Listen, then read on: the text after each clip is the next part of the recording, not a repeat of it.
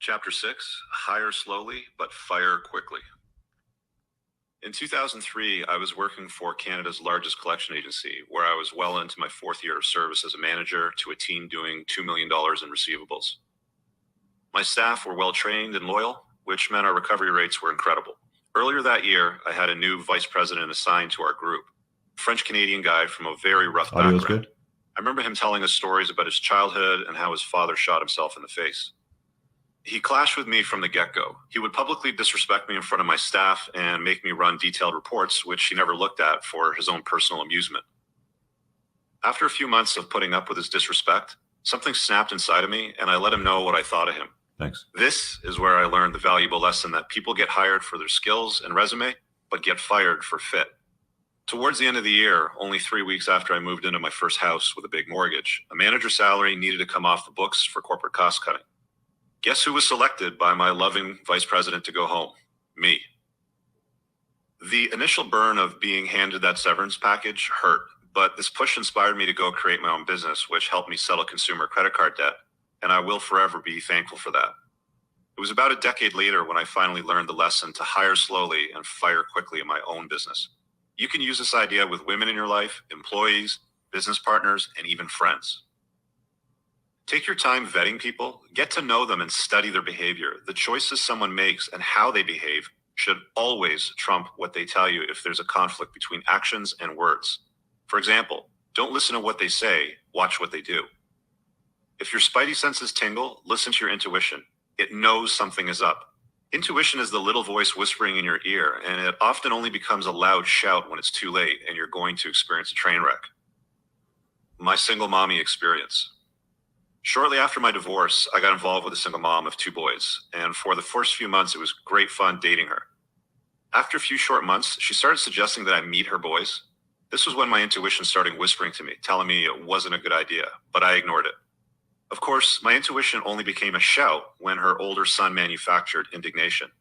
He started throwing a bad hissy fit, yelling at me and calling me names because I enforced a boundary with them that they didn't like 8 months after I met them. Their mother sided with the bratty behavior, completely ignoring the fact that I was right. In hindsight, I should have limited my time in that relationship to just her and let it run its course. I never should have become involved with her kids. I should have also quickly fired her ass and ended the relationship with her at that point and then moved on. But I let the torture drag on for nearly 2 more years. I also endured several similar incidents because I, again, ignored my intuition. It ended in a colossal train wreck for me with a severe case of one-itis when she cheated on me after I tried to enforce boundaries with her kids again. The business partner experience. Shortly after I took my severance package and went home, I partnered with a friend of mine I used to work with to offer debt relief services to consumers. He still had a job that paid him very well, so I was doing almost all of the work and he was taking half the money out of the business account every month. I was working exceptionally hard to make it work. We were making about $30,000 a month for a business with only 2 staff and no overhead, so it initially felt amazing. That was until I realized that my partner had a drug problem and was a control freak. My intuition was telling me to get out, but once again, I didn't listen. It wasn't until 8 months later when it became a literal shout in my head, and only when my business partner was screaming at me over my insistence for him to quit his job and join me full-time. In a full-blown state of hysteria, he began yelling at me that he never put me on the corporate books and that I technically don't exist in the business. Initially, it ended very badly, but I picked myself back up quickly and with my brother formed what would become Canada's most successful debt settlement company. Anytime I've gotten into trouble with women, employees, business partners, or anything else, it was because I didn't listen to my intuition and fire that person from my life quick enough.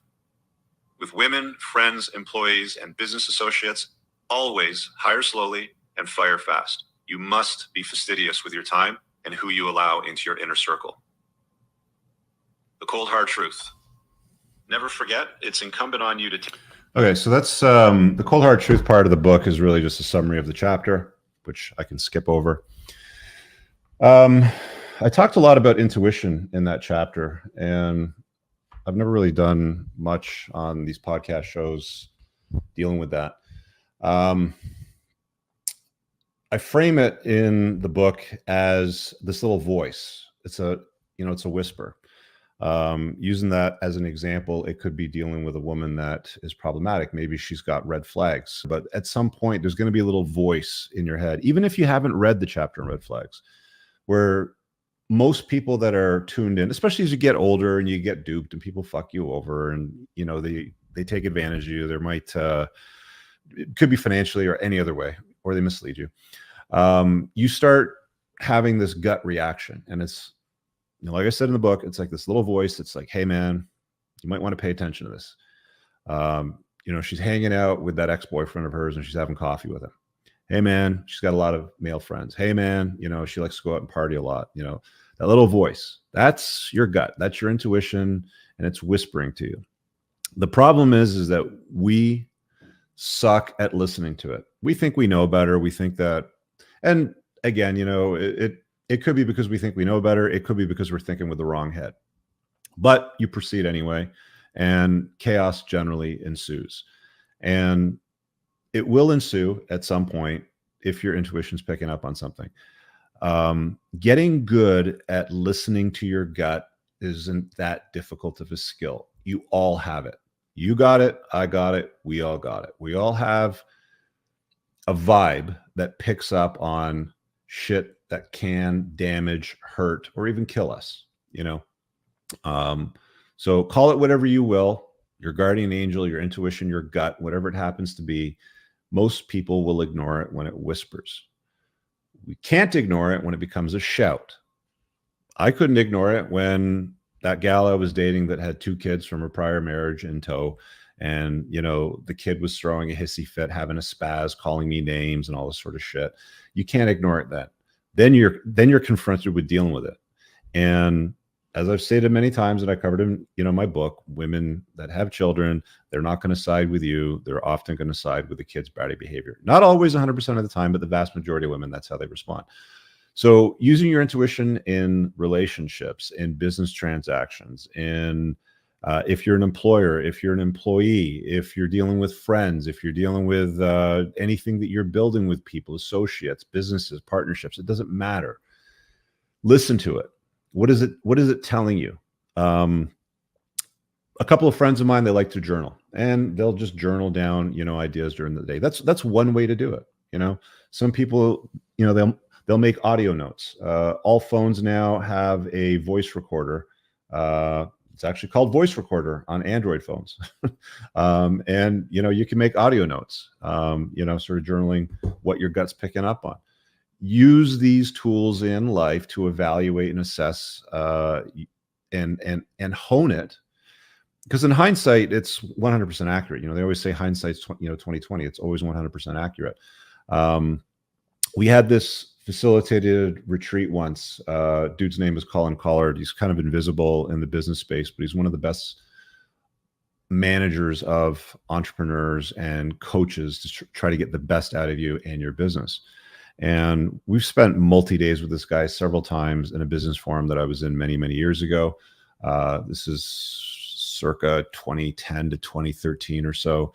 And one of the most valuable lessons that I took away from some of the retreats and some of the times that we were working together, these were like small groups of like 7 to 8 guys and a couple of gals in one of the forums that I was in, where you get to know each other very well. You break bread, you know each other's families, you know their husbands and wives and, you know, stuff like that, their boyfriends, girlfriends. You get to know them really well. So you're in this environment where you're being built up. It's usually a retreat. There's nobody around. Phones are off, sort of shit. And it was like paying attention to your gut and listening to it. One of the things that came up, there was a guy, you know, I can share the story because I can water it down and sort of like make it vague to get the point across. But there was a guy that was dealing with a employee who was a problem, and he was continuously being problematic. He was zigging when he was saying zag. It's like if you're with a chick and you set a boundary and you say, look, I don't deal with women. You know, she's obviously saying, hey, Rich, dig your vibe. Where do we stand? Are we in a relationship? You know, I don't want to share you, blah, blah, blah. You say, fine, that's cool. But I noticed that, you know, you're friends with one of your exes, and I can't take a chick seriously that deals with one of her exes. So if that's a problem for you, I just don't see this working out. Okay. So, you know, she lets, you know, the ex go. But if she keeps hanging out with him, right? Or keeps meeting up with them, keeps texting, doesn't even meet up with them, but keeps texting, it stays in communication. That's a boundary. You know, that's a line in the sand that you've set. That is your bottom line. And if they cross it, then that's room for dismissal. Same thing with this guy that I was working with in this business for him. He had this trouble. He has a problem employee. He kept crossing the bottom line. He kept pushing into it, kept causing havoc, drama, manufactured indignation. And the question then became, when do you fire somebody? You know, is it an evaluation process? Is it how much money they make you in that business? What do they do? What are their tasks? Who do they know? How long have they been with you? What's it going to cost you to package them off? And surprisingly, the answer we always came back to, which solved the problem, and it's usually the simplest thing in the world, was as soon as you realize they need to go. It's as simple as that. When do you fire somebody? As soon as you realize they need to go. AKA, hire slowly, fire quickly. People get hired for their resume. They get hired for their ability. They get hired for their skills, or as they hold out to the public that they have. And slowly over time, as you watch their behavior and how they interact with people and what they do and who they hang out with and all that sort of stuff, they'll tell you who they are. And if you discover who they are is not who you want on board in your relationship, in your business, in your friendships, whatever it happens to be, it doesn't matter. The minute that you realize that they're not a good fit, that's when you get rid of them. And the sooner you can get to that point, the sooner you can get rid of people that are anchors in your life, that are problematic, that are going to expose you to risk, that betray bottom lines that you set. You know, one of the rules that I set for myself and people that I collaborate with is I don't work with losers and I don't work with people that work with losers. So I'll say that again. I don't work with losers and I don't work with people that work with losers. So if I identify a group, a company, an organization, whatever it happens to be, that I don't agree with their mission, how they operate, what they do for business, what they're selling, what their service is, what their product, it doesn't matter. And it's them. There's always the us versus them dynamic. Jack Donovan talks about it. I've mentioned his books before. I don't have them here in front of me to wave in front of you, but Jack Donovan talks about the notion of us versus them. There's an empire of nothing out there that they're trying to build for us. The globalists want us all to be all inclusive. Everybody take your jabs, stand on your dots, get all scared about some shit, you know, trending new thing, change your Facebook, social media avatars because you're standing with whoever, standing with whatever flag, whatever cause, whatever the fuck it is that they want you to care about. The empire of nothing, right? And the reality of the world is that's not how things have worked throughout history. It's always been us versus them, okay? So define who us is, draw a perimeter around us, and then define who them are and keep them on the outside.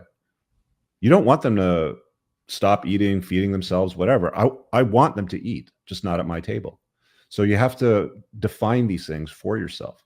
This is how you keep your life simple. This is how you keep your life productive. This is how you avoid chaos and drama and unnecessary issues in your life, in your business, and in your relationship, is being fastidious with these lines that you draw in the sand.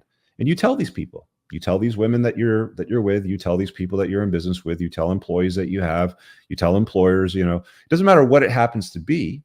If there's a line in the sand that you draw, which is your bottom line, draw it, state it, and let them know why. And if they cross it, you fire them. You fire their ass, right? I already told you, I don't hang out with chicks that, you know, keep men around from their past. So what's it going to be? Because you can't keep hanging out with Bill. Right? Like, you guys were porking for years, you were engaged to them. Doesn't matter whatever it happens to be. You don't even have to explain yourself. Just state you make the statement of fact, and it is what it is. And if that's the choice that you're going to make, then I know the choice that I have to make. You know, it's as simple as that. So they can't ever be confused, upset with you. Oh, I was mistreated. I can't believe that, you know, he did that. You fucking told them what you were going to do before you did it. Right? So again, hire slow, watch their behavior, see what they're all about, size them up, and if they cross your bottom line, if they don't fit, you fire them. I really hope you guys enjoyed that clip. If you want to watch the full-length podcast, you can find that over here, that clip's from. If you're newer to the channel, make sure you hit subscribe over here, and pin down below in the top comment, you'll find a bunch of useful links to my website, my supplement line books, and a bunch of other stuff. Have an amazing day. Peace out.